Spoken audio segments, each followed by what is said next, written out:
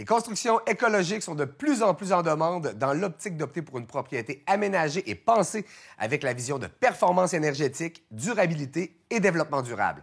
Cependant, est-ce que c'est accessible? Comment bien planifier ce type de construction et est-ce que ça s'adresse à tous? Et ces constructions sont-elles adaptées à notre climat?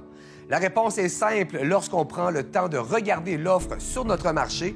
Et pour l'émission d'aujourd'hui, des représentants de Tergos et de Solutions ERA ont accepté de venir discuter de ce type de construction sur notre plateau. Bienvenue à Parlons-en.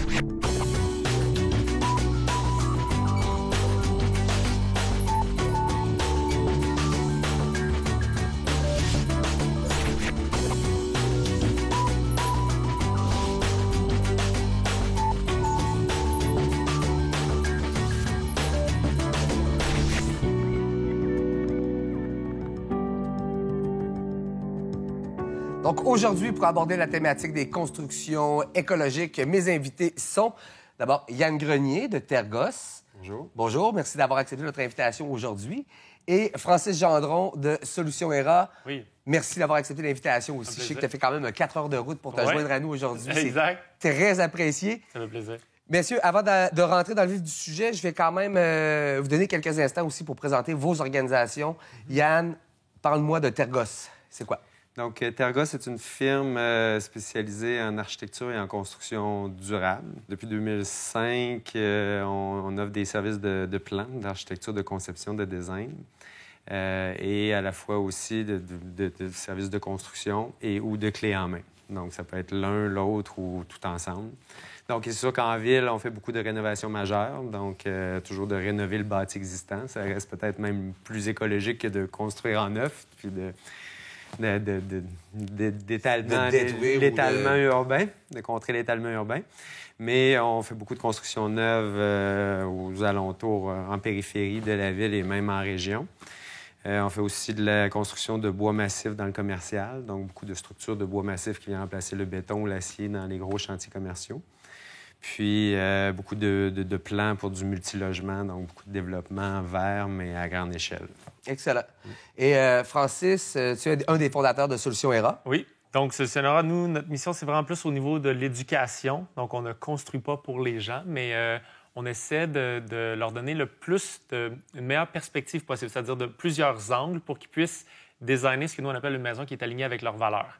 C'est-à-dire, donc, si la personne veut une maison qui est saine, autonome, écologique, simplicité volontaire, certains ont un intérêt juste pour simplifier aussi, occuper un espace qui est moindre, des choses comme ça. Donc, nous, c'est vraiment au niveau de l'éducation. On le fait en personne, donc à Montréal, et tout nouvellement maintenant en France aussi, donc à Lyon. Et en France, il y a plusieurs grosses villes.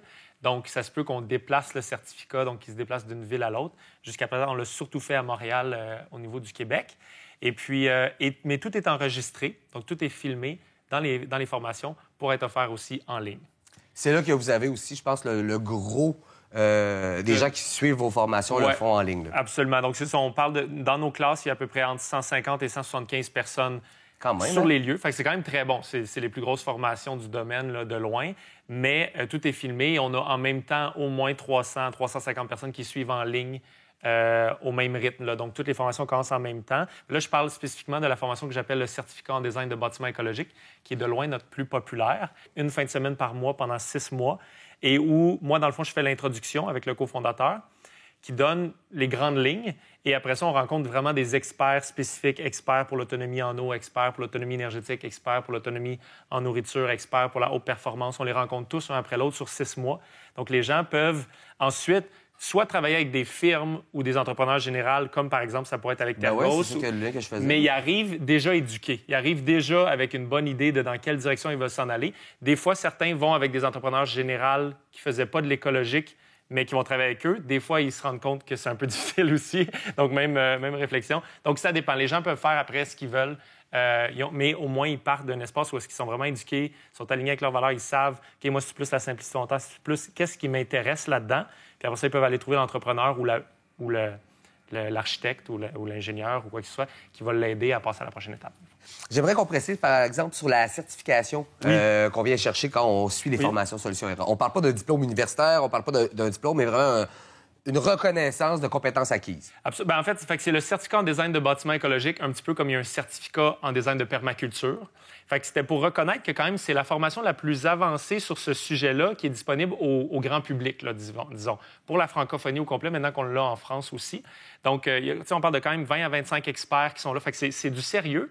Mais l'objectif premier de cette formation-là, c'est que monsieur, madame, tout le monde, ils ne savent pas exactement ce qu'ils veulent faire, mais ils savent qu'ils voudraient que ce soit plus aligné avec leurs valeurs. Mais ils sont incertains, c'est-tu les mini-maisons qui m'intéressent, c'est-tu les maisons autonomes, c'est-tu les maisons en paille, chanvre, haute performance, c'est quoi qui m'intéresse? Ils font cette formation-là pour voir tout l'univers des possibles, puis de le rencontrer directement avec les experts qui le font depuis longtemps, pour qu'à la fin du certificat, ils sont comme, OK, j'ai les outils en main pour être vraiment impliqué dans mon design. Fait que je vais quand même aller voir un technologue ou un architecte ou un expert pour finaliser mes plans, mais je veux être là pour choisir mes matériaux. Je veux comme mettre de la conscience là-dedans. C'est sûr que c'est le fun maintenant qu'il y a des compagnies comme Tergos que si un client veut les voir, ils vont les guider. Mais nous, à la base aussi, on faisait ça parce qu'il y a tellement peu de compagnies qui font ça qu'on se disait, au moins, si la demande arrive puis elle est solide, puis tu sais, qui disent, regarde, nous, c'est ça qu'on veut, puis qui travaillent avec l'entrepreneur ou les professionnels. Puis il y en a aussi des gens qui font nos formations qui sont des autoconstructeurs.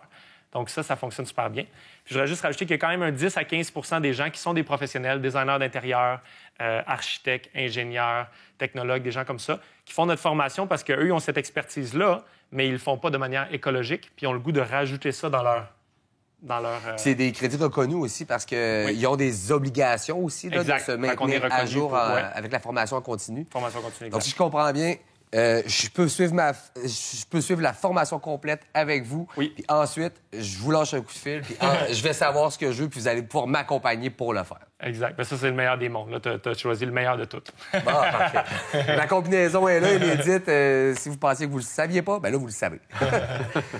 Quand on parle de construction écologique, déjà, si on pouvait définir ensemble un peu là, le terme construction écologique, là, on parle de quoi? Une construction écologique, à la base, c'est un ensemble de facteurs qui vont faire, comme je dis un peu à la blague, qu'une maison va être verte pâle ou verte foncée. Okay. Plus on est foncé, plus on est écologique. C'est ça. Puis là, bien sûr, bon, là, ça passe par un paquet de contraintes qui sont beaucoup dues aux règlements municipaux, au budget du client, au terrain lui-même sur lequel le client veut se bâtir, à l'environnement bâti quand on est en ville ou ailleurs. Donc, on n'a pas toujours le choix de l'orientation de la maison, comment qu'on peut... s'implanter sur le terrain. Puis, bon, là vient à ça, dans le fond, le choix des matériaux, beaucoup la qualité de la construction. Donc, c'est beaucoup une question de durabilité qui va faire qu'une maison va être vraiment écologique. C'est que, par exemple, chez Tergos, tous les matériaux qui durent moins de 15 ans, qu'on parle de fenêtres en PVC, d'ardeaux d'asphalte, etc., on les élimine directement. Directement, parce que c'est pas durable dans le temps. Donc, ça implique nécessairement qu'on va refaire, créer des déchets à tous les 15 ans. Selon nous, c'est un non-sens. Donc, choix des matériaux, efficacité énergétique, bien sûr. C'est pourquoi il y en a beaucoup qui disent que la maison verte, c'est une maison efficace énergétiquement, mais c'est pas nécessairement que ça.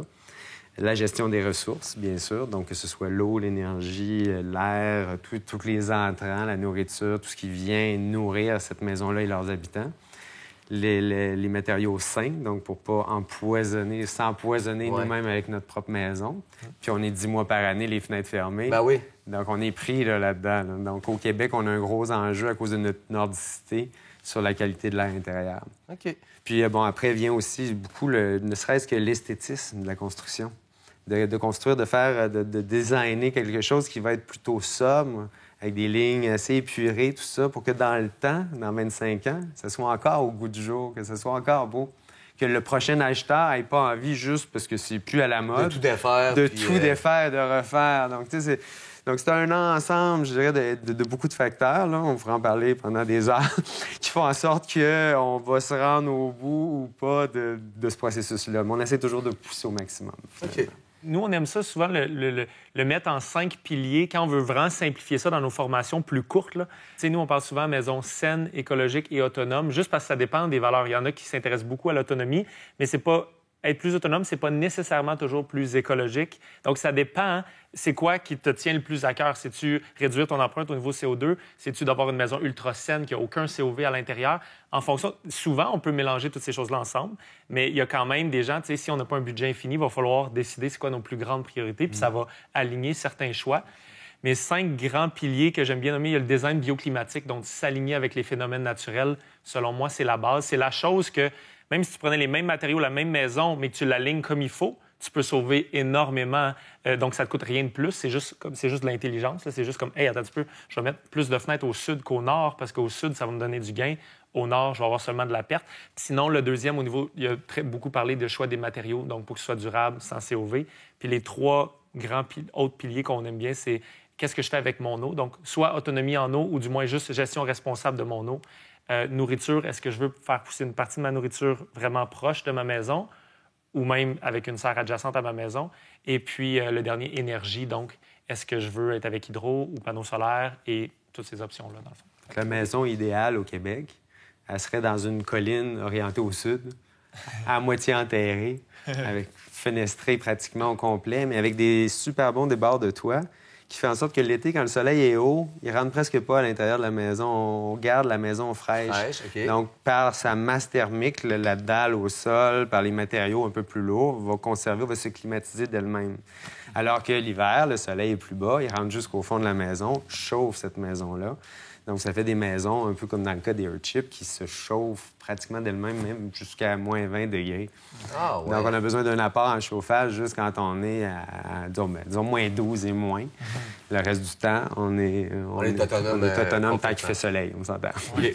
Puis pour les gens qui nous écoutent, en fait, qui ont peut-être déjà leur propriété ou qui sont au centre-ville ou qui n'ont pas accès à une colline dans le cours pour mettre la maison dedans, là, ça se peut que ça existe, OK? Mais qui désirent quand même améliorer leur propriété.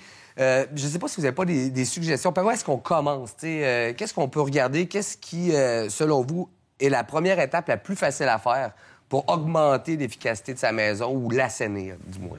Mais dans le cas d'une réno majeure, c'est sûr que si on a strippé en bon français puis qu'on repart à zéro, c'est facile de rajouter de l'isolant par l'intérieur, de un. Donc, il y a plusieurs façons de le faire. Donc, augmenter l'efficacité énergétique de la maison. Puis souvent, on revoit l'aménagement intérieur pour en fait ramener les pièces de vie au sud. Des fois, on va tricher même des façades, dans le fond, façade franc-nord, qui autrefois, c'était la baie window, puis toutes les déperditions de chaleur sur la face qui ne reçoit pas le soleil. Bien là, on va inverser la maison à l'intérieur, on va mettre les chambres en façade avec des plus petites fenêtres, puis on va ramener le salon, salle à manger, la cuisine, toutes les aires de vie au sud avec des plus grandes fenêtres. Donc, il y a moyen de tricher et de faire une fausse façade à l'avant, la vraie façade à l'arrière, pour avoir cet apport-là énergétique. On a fait ça beaucoup dans plusieurs maisons existantes au Québec. Okay. Donc, même à l'intérieur d'un bâti déjà existant, il y a moyen de tricher l'aménagement pour aller chercher l'espèce de côté bioclimatique. Là. Donc, c'est beaucoup des mesures d'efficacité énergétique, de réaménagement, changer les matériaux, puis d'amener tous les appareils qui sont économes en eau, économes en énergie, économes en tout ça. Au Québec, ce qui a le plus gros impact, c'est le chauffage de la maison, chauffage de l'eau. Fait que juste changer tout ce qui consomme de l'eau dans la maison, tous les appareils, pommeaux de douche, etc., pour consommer moins d'eau chaude, parce qu'il faut la chauffer, cette eau chaude-là. Puis, tu sais, dans une maison, c'est les deux. Dans une maison normale, souvent, le chauffage de la maison est tellement plus que le chauffage de l'eau que tu vas focaliser ton énergie sur la maison. Mais lorsque ta maison devient plus performante, là, tout à coup, en proportion, le chauffage de l'eau devient important aussi. Mais on parle de vraiment une petite modification. Là, changer les pommeaux de douche dans une maison, ça ne coûte pas grand-chose. Ouais, c'est ça. Ça peut diminuer considérablement. Puis oui, les appareils Energy Star, c'est aussi des choses qui peuvent être faites, qui peuvent avoir un gros impact sans tout refaire, par contre. Mais après ça, c'est ça. Après ça, il y a les rénaux majeurs. Je pense qu'il l'a bien nommé, là, le focus autour de l'isolation puis l'étanchéité. Voir est-ce qu'on peut rendre la maison plus étanche, parce que c'était la grosse faiblesse historiquement là, dans les maisons. La grosse faiblesse, c'était l'étanchéité qui causait non seulement que la maison n'était pas performante, mais aussi plein de problèmes dans les murs et tout ça. Puis peut-être tu as plus d'expertise que moi encore là-dedans. C'est ça. Vu beaucoup avec cet hiver. C'est assez actif, là. Ouais. Exact. Fait que, ça cause des problèmes parce que la maison n'est pas assez étanche. Fait que c'est sûr que lorsqu'on est rendu là, qu'on va comme faire des modifs dans la maison, regarder l'étanchéité puis l'isolation. Puis après ça, bien, les 3 sujets d'autonomie. Mais ça, c'est intéressant parce que où que tu sois dans n'importe quelle maison, tu peux te poser la question. Encore une fois, l'eau, l'énergie et la nourriture, c'est pas des choses qui sont nécessaires. La nourriture, ça peut être éco-abordable. J'aime ça appeler ça éco-abordable. Ça veut dire que ton investissement se rembourse plus vite que ton frais d'hypothèque augmente, par exemple. C'est-à-dire que, je donne juste un exemple, ce que j'appellerais une rénovation ou un ajout éco-abordable, c'est-à-dire si ça me coûte 50 $ de plus par mois sur mon hypothèque, mais que j'ai sauvé 75 $ par mois en frais récurrents, à mes frais par mois. Les légumes que je ferais. Par exemple, ça peut être les légumes ou sinon ça pourrait être en chauffage. C'est les deux places où est-ce que tu peux le plus rapidement le faire. Bien, là, c'est un investissement éco-abordable parce que ça m'a coûté quelque chose à la base. Donc, ma maison vaut probablement plus cher parce qu'elle est mieux. Mais en vrai, par mois, dès le premier mois, ça me coûte moins cher. Ça me coûte 25 de moins, là, si tu exact. calcules 5. C'est ça. Fait qu'il y a certaines choses qui sont... C'est sûr que tout ce qui a rapport avec l'eau au Québec, ça ne l'est pas éco-abordable parce qu'on la paye pas ou presque pas, notre eau. Donc, en France, par contre, l'eau, c'est pas mal plus à la mode parce qu'il y a paye. En Australie, où est-ce que j'ai passé du temps, là-bas, il y a paye l'eau. Tout le monde a de l'eau pluie, tout le monde la ramasse, puis tout le monde l'utilise, puis tout le monde la filtre. Puis la plupart des maisons sont autonomes en eau aussi dans plein de régions que j'ai visitées. Donc, c'est toujours le facteur économique qui compte pour beaucoup. Énergie électrique, partout, c'est rentable dans le monde, sauf au Québec. On a l'hydroélectricité la moins chère au monde. C'est plus écologique. Puis en plus, ça coûte moins cher. Donc, là, c'est sûr que les panneaux solaires sont moins intéressants. Ils parlent de 2025 pour le point où est-ce que les deux vont se rencontrer. Quand c'est 2025, ça va être financièrement encourageant et viable de le faire. Puis la nourriture, ça, on le sait, ça l'est déjà. Ça l'est déjà, tu peux le faire, puis c'est très rentable, sauf que ça l'ajoute à la qualité de vie. Là, si je pense spécifiquement de la serre d'abondance que Luc Maldermans, entre autres, a développé. C'est épique, c'est grandiose.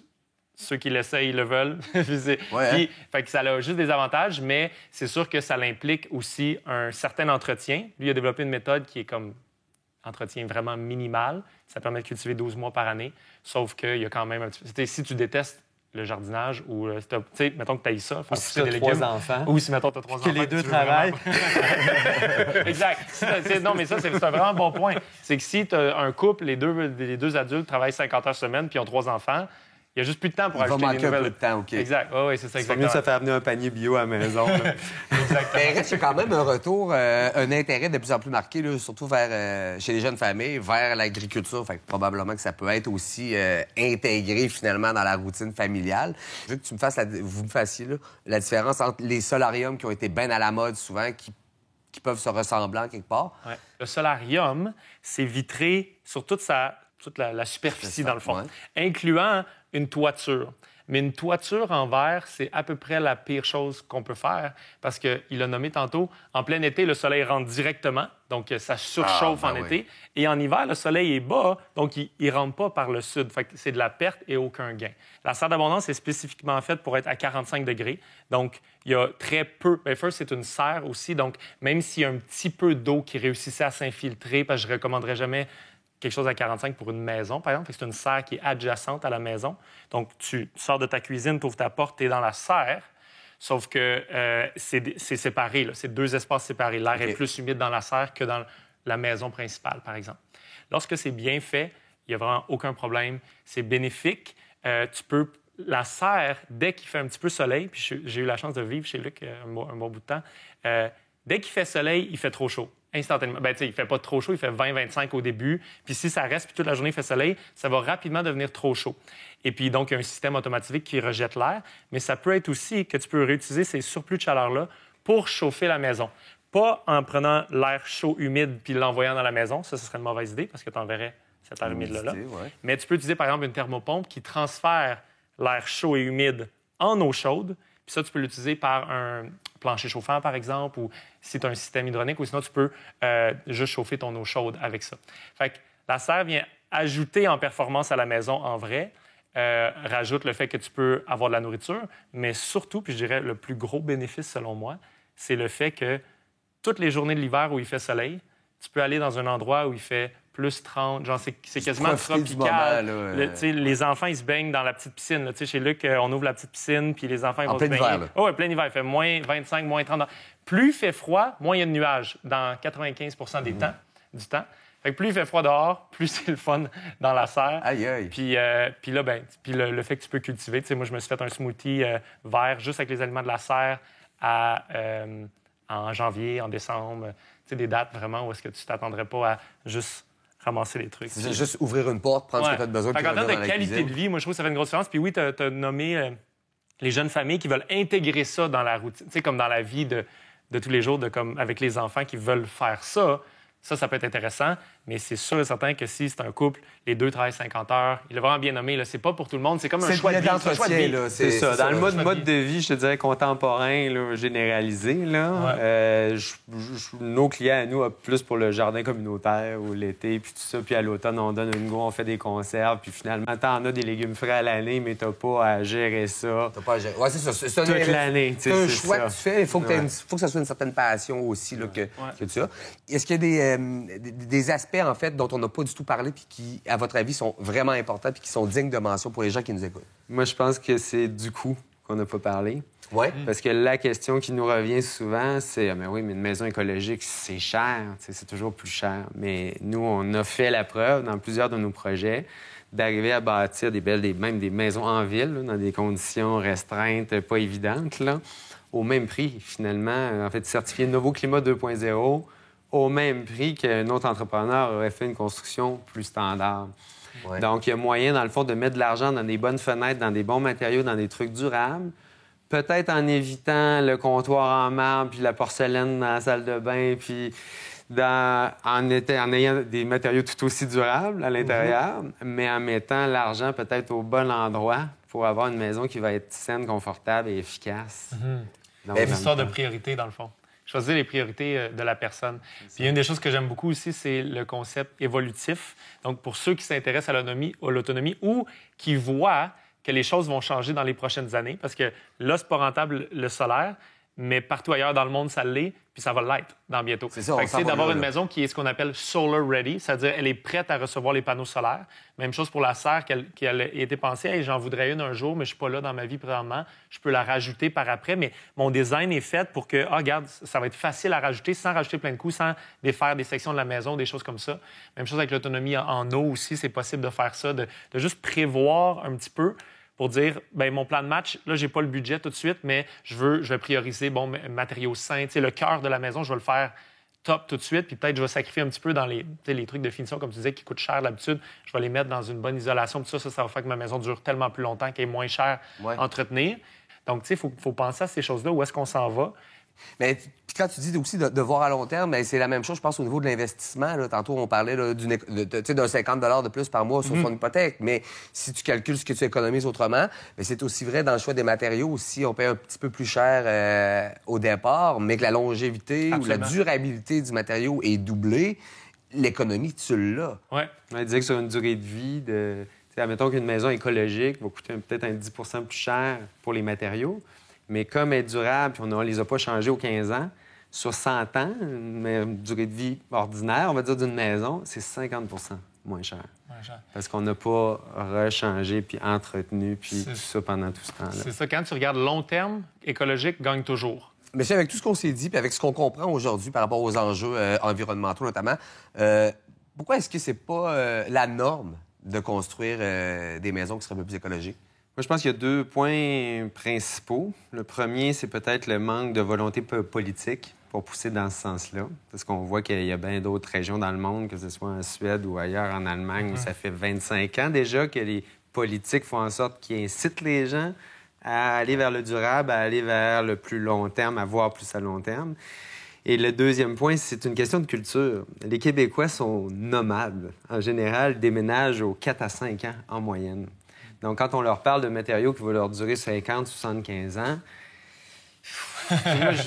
moi, dans 5 ans, je vais l'avoir vendu, je vais être ailleurs. On les perd un peu. Contrairement en Europe, où ils bâtissent minimum pour 200 ans, parce que ce qu'ils ont autour d'eux autres, ça fait 1000 ans que c'est là. Donc, il y a comme une façon de voir les choses qui n'est pas encore ancrée, mais qui vient chercher la nouvelle génération. Donc, moi, je crois que d'ici 20-25 ans, on va peut-être être proche de la norme déjà, parce que la nouvelle génération, elle, a l'intention de... Elle est plus sensibilisée, elle est plus consciente aux enjeux environnementaux puis au changement climatique. Bien, je voulais juste rajouter que c'est ça. La nouvelle génération, elle, c'est au niveau des valeurs. Ils vont le faire parce qu'ils veulent le faire.